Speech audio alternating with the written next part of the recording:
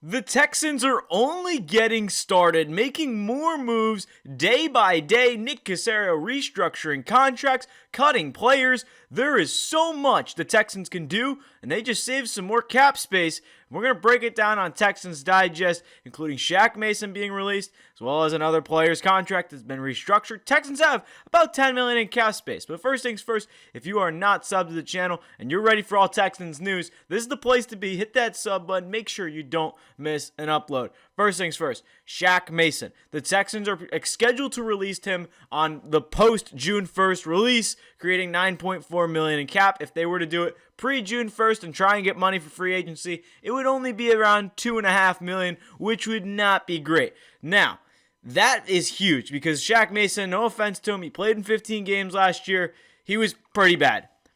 Texans are a busy offseason. They got Christian Kirk the other day. Now it's time for Shaq Mason to go. I've been calling the release of Shaq Mason for about 3 weeks now, and it's all a matter of what Nick Caserio wanted to do. I'm convinced he was thinking about it through all of February, and then as soon as March hit, he's like, all right, it's time to get to business. Let's trade for Christian Kirk. All right, Shaq Mason's done because Shaq Mason, it was a bad season for him. He played in 15 games. He allowed 10.5 sacks. He took a major step back. He's 31 years old. He's a veteran. He's on a $14 million a year for Shaq Mason. It was a ridiculous contract. I thought the extension was kind of crazy. They got him in a trade from the Patriots. His contract was very high, and he is not the same player he once was. That interior offensive line might be terrible. It is so bad, and this is long overdue, but he had a very bad season. 10.5 sacks at right guard. It's not surprising at all. They need 2 starters on the interior offensive line. This is huge because now you have to figure out what you're going to do for a free agency. You finally got a receiver. You don't have to worry about any more weapons until the draft, maybe. And now you have to worry about redoing this offensive line. Right now, Laremy Tunsil's the left tackle.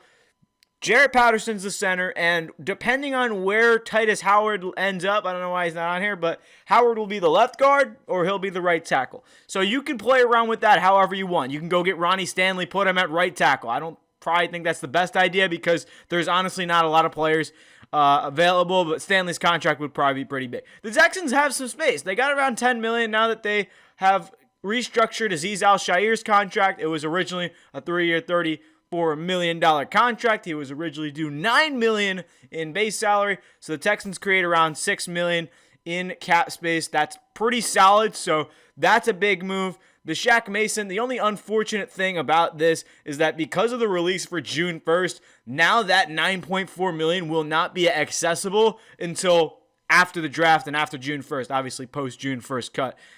Self-explanatory. But that hurts because you would like to have that $9.4 million now. It's just the way the contract was structured. You release him post-June 1st, you get more money. It is what it is. So Shaq Mason, it was inevitable. He had to go. But let's go back to this graphic. Left tackle, right tackle. I have to ask you guys, what do you think the Texans do? There's 2 separate questions I got to ask. What do you think the Texans do on one hand? And then what do you want them to do? Because the offensive line has to be addressed. But there's a lot you can do, right? You can go get a left guard, put Titus Howard at right tackle, and then you could draft an offensive lineman in the draft, a guard or a tackle, whatever you want to do. Or you could go sign a guy like Kevin Zeitler, a veteran, similar to Shaq Mason, but I only say similar because they're a veteran, they're older, they have the experience, but they also were solid. Like Shaq Mason last year was good, and then he was kind of banged up playing through an injury of some sort and allowed 10 sacks. When anybody allows 10 sacks in a single season, that is not good. And I did make a video earlier in the offseason around mid-February talking about how I did not like Tunsil and his contract, and I think if you traded him now, that wouldn't be the worst idea. And I know that might sound crazy, but honestly, it's really not the worst idea. Tunsil has a big contract. He's approaching the 30 mark. He just had 20 penalties in a single season. So honestly, if you want to get rid of Tunsil and then kind of replace him with a Stanley, I don't mind that either. But that's very unlikely to happen. Nick Caserio knows what he's doing. He's going to revamp the offensive line. Blake Fisher was a rookie last year. This is his second year. I feel like he could develop a little bit, but I would definitely like some more depth. And that means honestly, I do like the Ohio State tackle, He's a big boy. He can fill the void very well there. But looking at the draft, I mean, there's definitely a lot of different ways you can go. And that's kind of the biggest thing is I don't actually know. Donovan Jackson, I think, is Josh Simmons as well, is the guy entering the draft. But besides the point, the Texans' offensive line is terrible. And I'm finally so ecstatic that they cut Shaq Mason. Some people don't even realize that he's still playing football, which is hence the cutting. But way overdue. I've been talking about it for weeks on end now. I'm so happy they finally done it. It was expected. But, I mean, honestly, it just comes down to what do they change now, right? Shaq Mason clearly took a step back. Texans are having a busy offseason. Now it's a matter of what do you do to kind of fix the interior offensive line. The good news about Titus Howard is that he could play left guard, or right tackle. He's got another contract that's pretty up there, heavily $20 million. But again, Nick Caserio might restructure some more cap space. You still got 5 days until free agency, so they can make some moves. And honestly, the amount of guards that are available, I don't actually mind it. I would feel like, from my standpoint, I believe the Texans are going to sign a veteran guy like Kevin Zeitler, or maybe a Will Fry, or maybe a James Daniels, somebody that can fill the role. I would love James Daniels, former Steeler, who did tear his Achilles last year. That's probably the only downside. But you can get Daniels on a cheap deal. You could get him as depth, because Kenyon Green is terrible. That 15th overall pick, I was terrible. I was so mad we didn't draft Zion Johnson in that draft. But Kenyon Green, you might as well just cut him. No offense to him, he's been bad.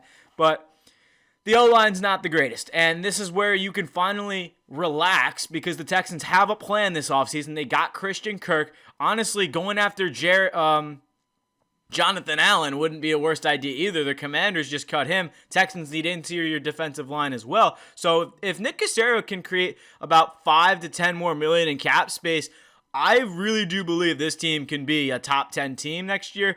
I mean, the way that defense played last year, and just looking at what we have here in terms of like the offensive line, there really isn't that many holes, right? I mean, it's 5 positions to fill.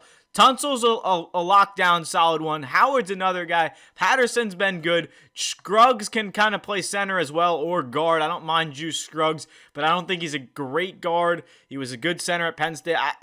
We need another depth piece in there. So I feel like if you get James Daniels on a cheap contract, he can play right guard. If you get Kevin Zeitler or somebody else on a veteran contract, I would say Zach Martin, but he did retire. So get 2 guards, have Titus Howard move back to right tackle, and then Blake Fisher can be a backup. If you want to draft a tackle in the first or second round, I'm fine with that as well. If you want to draft a receiver in the first or second round, I'm fine with that too. I think the Texans can go a lot of different ways now, and that's definitely what you want to see in terms of finally things are starting to shape together, and they're one of the only teams that are actually making big, significant moves and addressing things sooner, so you can figure out, okay, what are we going to do with the offensive line? Because that was my question. They had so many question marks in terms of who are they going to get at receiver. Receiver was a big question mark, and I didn't want to go into free agency having that question mark and also having the offensive line to fill. So now the Texans are full front,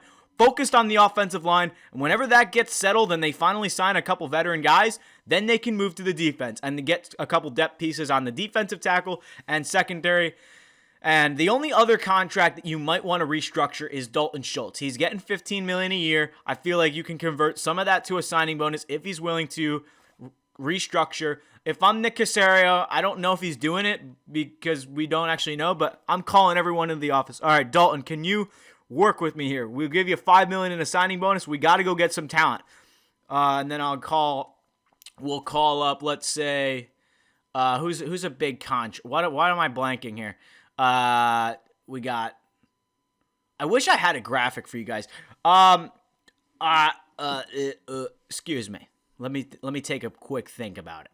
It's Christian Kirk. I don't know why that blanked me, but he's getting $16 million a year. You just traded for him. Whenever he gets to Houston, you could bring him up in the office. Not call him up, I guess, but face-to-face contact is better. I like doing the call because it's just funny for me.